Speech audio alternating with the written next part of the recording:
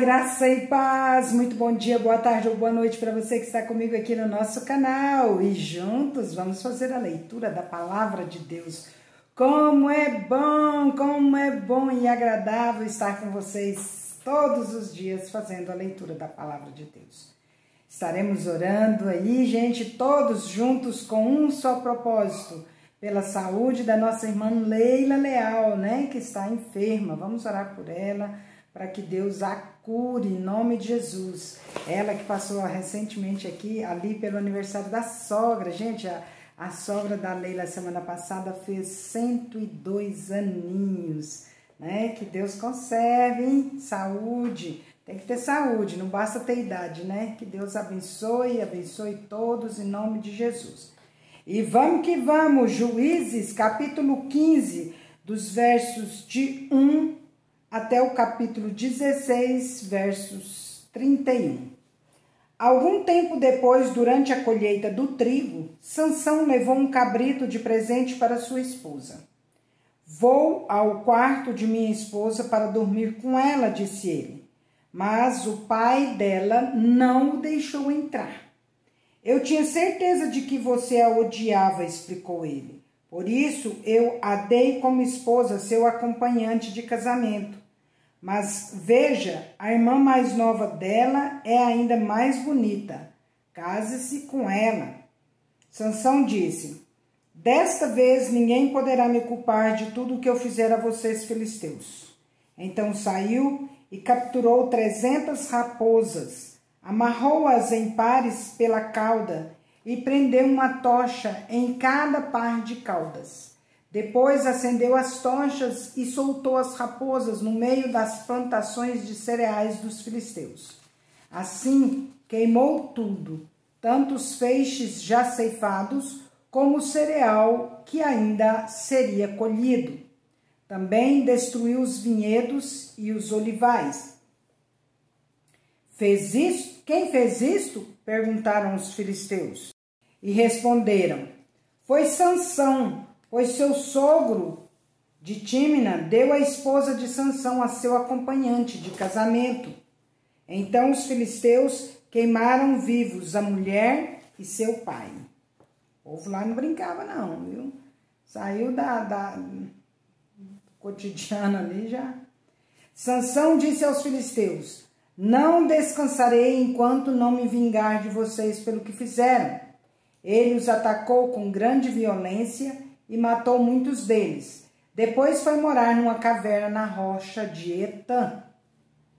Então os filisteus acamparam em Judá e se espalharam pelos arredores da cidade de Lei.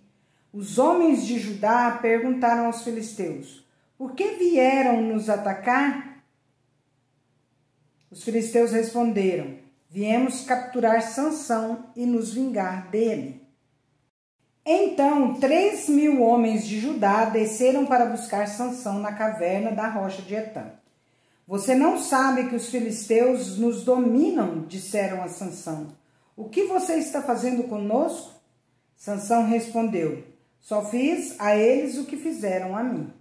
Mas os homens de Judá lhe disseram, viemos amarrá-lo e entregá-lo aos filisteus. Está bem, disse Sansão. Mas prometam que vocês mesmos não me farão mal. Vamos apenas amarrá-lo e entregá-lo aos filisteus, responderam eles. Não vamos matá-lo. Então o amarraram com 2 cordas novas e o fizeram sair da rocha. Quando Sansão chegou a Lei, os filisteus vieram ao seu encontro dando gritos de vitória. Mas o Espírito do Senhor veio com poder sobre Sansão e ele rompeu as cordas em seus braços como se fossem barbantes de linho queimados, e as amarras caíram de suas mãos. Sansão encontrou a queixada de um jumento que tinha sido morto havia pouco tempo. Ele a pegou e a usou para matar 1.000 filisteus. Então disse, com uma queixada de jumento fiz deles montões. Com uma queixada de jumento matei 1.000 homens. Quando acabou de celebrar sua vitória, jogou fora a queixada e aquele lugar foi chamado de Ramat-Leí. Sansão sentiu muita sede e clamou ao Senhor.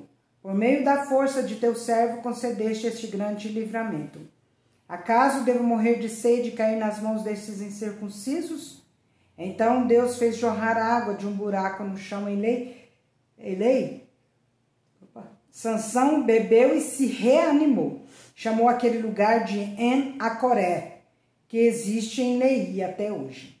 Sansão julgou Israel durante 20 anos, no período em que os filisteus dominavam a terra. Certo dia, Sansão foi à cidade filisteia de Gaza e conheceu uma prostituta com quem passou a noite. Logo correu a notícia de que Sansão estava lá, e os homens de Gaza se reuniram e esperaram a noite toda junto aos portões da cidade. Ficaram em silêncio a noite inteira, pois pensavam: quando o dia clarear, vamos matá-lo. Mas Sansão ficou deitado só até meia-noite. Então levantou-se, agarrou os portões da cidade com os 2 batentes e os ergueu junto com a tranca. Colocou-os sobre os ombros e os levou para o alto da colina que fica em frente de Hebrom. Algum tempo depois, Sansão se apaixonou por uma mulher chamada Dalila, que morava no vale de Soreque. Os governantes dos filisteus foram vê-la e disseram: seduza Sansão para que ele lhe diga o que o torna tão forte, como podemos dominá-lo e amarrá-lo sem que consiga se soltar. Então cada um de nós lhe dará a você 1.100 peças de prata. Assim Dalila disse a Sansão: conte-me, por favor, o que o torna tão forte, como poderia ter amarrado sem conseguir se soltar. Sansão respondeu: se eu fosse amarrado com 7 cordas de arco novas, ainda não secas, ficaria tão fraco como qualquer outro homem. Então os governantes filisteus levaram para Dalila 7 cordas de arco novas e ela amarrou Sansão. E ela havia escondido alguns homens num dos quartos interiores da casa e gritou: Sansão, os filisteus vieram atacá-lo. Mas Sansão arrebentou as cordas de arco de uma vez, como se rompe um pedaço de barbante queimado, e não descobriu o segredo de sua força. Mais tarde, Dalila disse a Sansão: você zombou de mim e mentiu. Agora conte-me, por favor, como poderia ser amarrado. Sansão respondeu: se eu fosse amarrado firmemente com cordas novas em folha, que nunca foram usadas, ficaria tão fraco como qualquer outro homem. Assim, Dalila pegou cordas novas e o amarrou com elas. Os homens estavam escondidos no quarto interior como antes, e de novo Dalila gritou: Sansão, os filisteus vieram atacá-lo. Mais uma vez, porém, Sansão arrebentou as cordas em seus braços como se fossem fios. Então Dalila disse: você zombou de mim e mentiu. Agora conte-me, por favor, como poderia ser amarrado. Sansão respondeu: se você tecesse as 7 tranças do meu cabelo no pano de seu tear e o prendesse com um pino de tear, eu ficaria tão fraco como qualquer outro homem.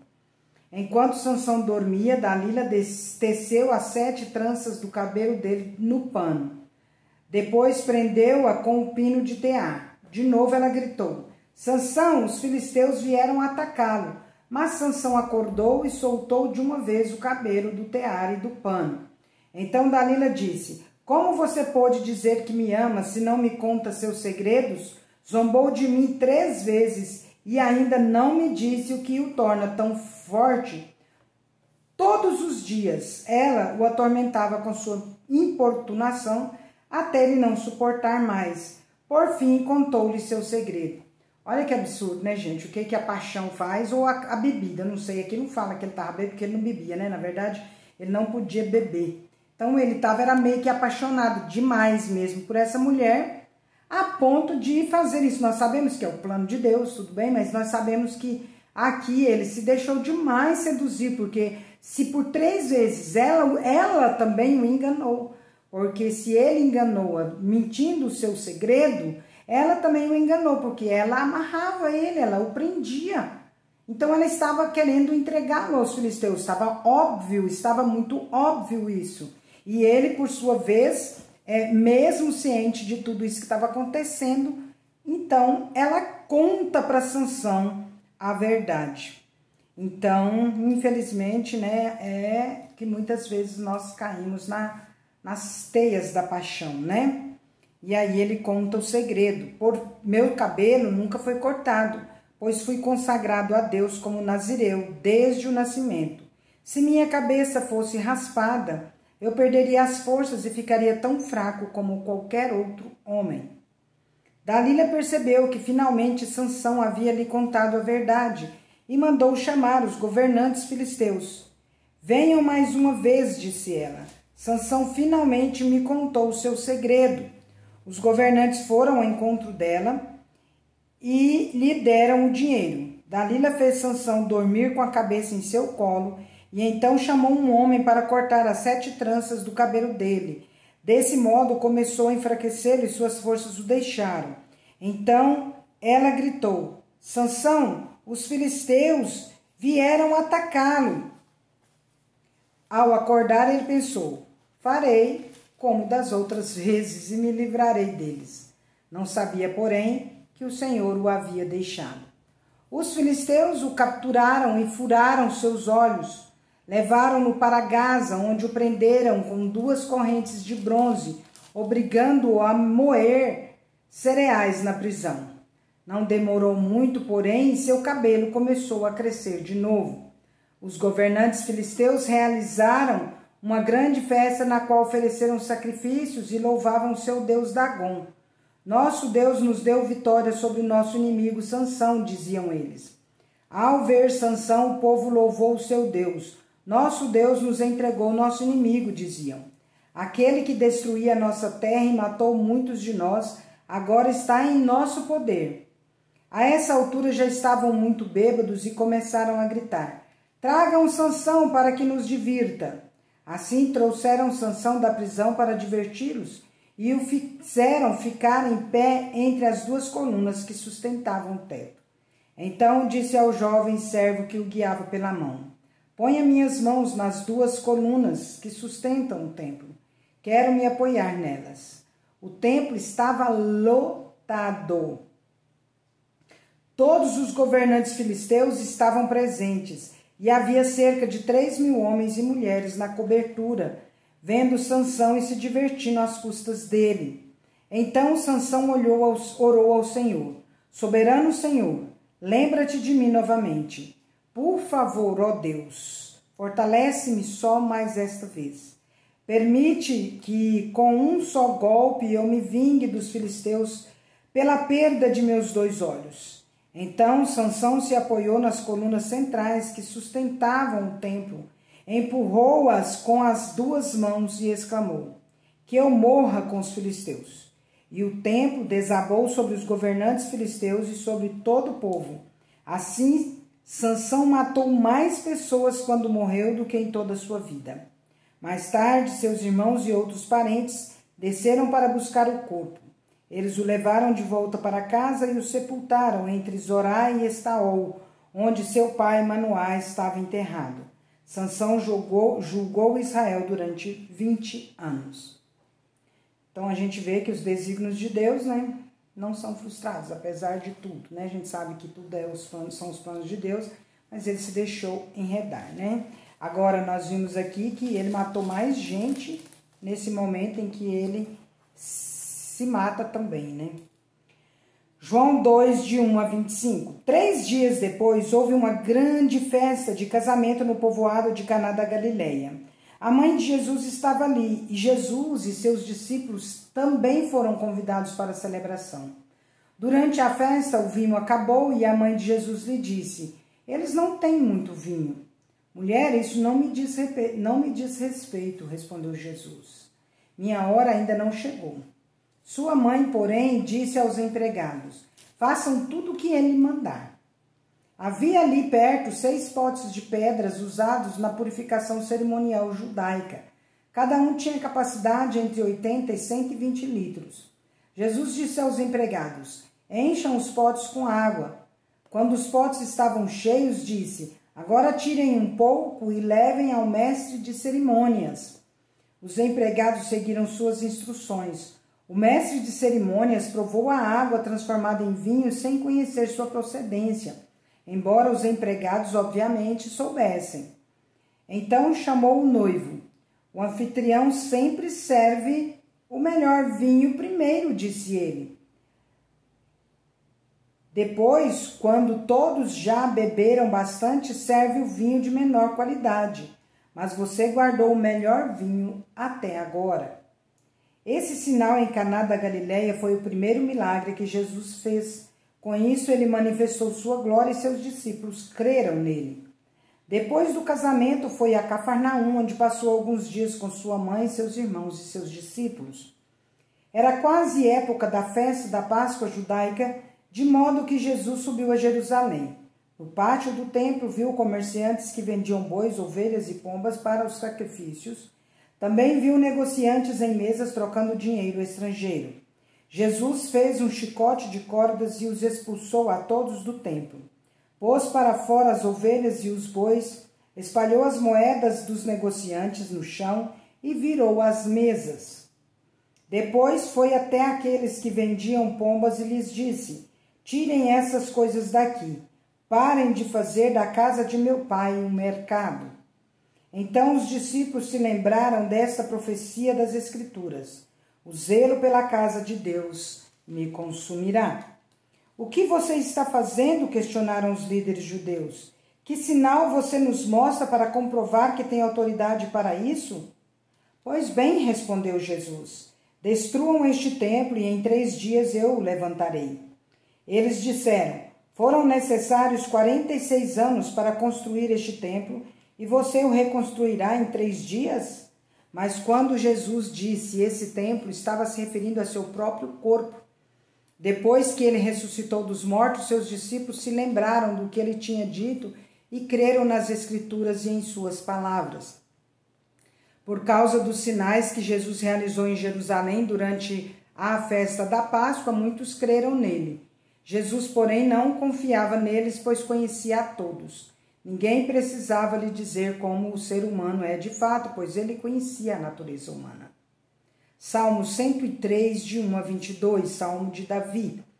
Todo o meu ser louve o Senhor. Louvarei seu santo nome de todo o coração. Todo o meu ser louve o Senhor, que eu jamais me esqueça de suas bênçãos. Ele perdoa todos os meus pecados e cura todas as minhas doenças. Ele me resgata da morte e me coroa de amor e de misericórdia. Ele enche minha vida de coisas boas. Minha juventude é renovada como a águia. O Senhor faz justiça e defende a causa dos oprimidos. Revelou seus planos a Moisés e seus feitos aos israelitas. O Senhor é compassivo e misericordioso, lento para se irar e cheio de amor. Não nos acusará o tempo todo, nem permanecerá irado para sempre. Não nos castiga por nossos pecados, nem nos trata como merecemos, pois seu amor por aqueles que o temem é imenso, como a distância entre os céus e a terra. De nós ele afastou nossos pecados, tanto como o Oriente está longe do Ocidente. O Senhor é como um pai para seus filhos, bondoso e compassivo para os que o temem. Pois ele sabe como somos fracos. Lembra que não passamos de pó. Nossos dias na terra são como o capim. Como as flores do campo, desabrochamos. O vento sopra, porém, e desaparecemos, como se nunca tivéssemos existido.